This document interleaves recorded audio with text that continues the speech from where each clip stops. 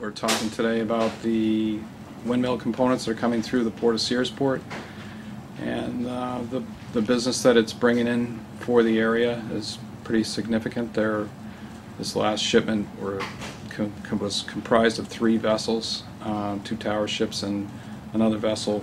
The 2 tower ships came out of Vietnam, and the windmill blades and nacelles came out of, along with the hubs and some other equipment, came out of Denmark.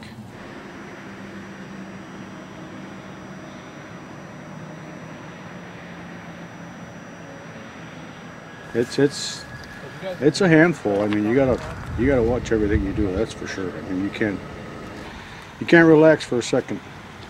Talking to your steerman, talking to your escorts, talking to the police.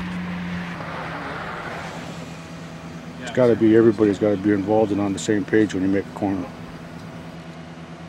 Average speed is probably about 30 to 35 miles an hour. On the roads that we go here in Maine, it's pretty tough to get it up to 50. It is quite interesting.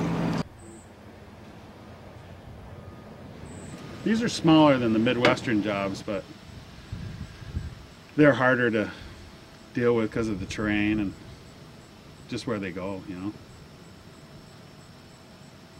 We generally aren't on too much flat ground up in Roxbury.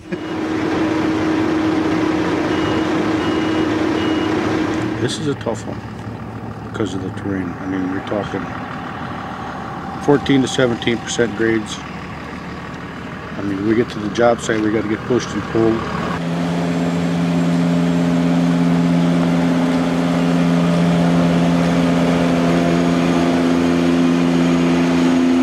Right now I've got about 110 people working up here, full-time, you know, and almost 100% of them, I can't say 100%, but almost 100% of them are from Maine.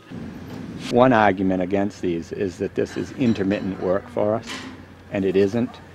This work is no more intermittent for us than a doctor not knowing who his next patient is that comes in next week.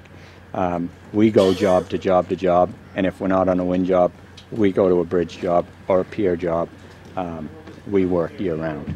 These are just another patient that walks in the lobby is what these are.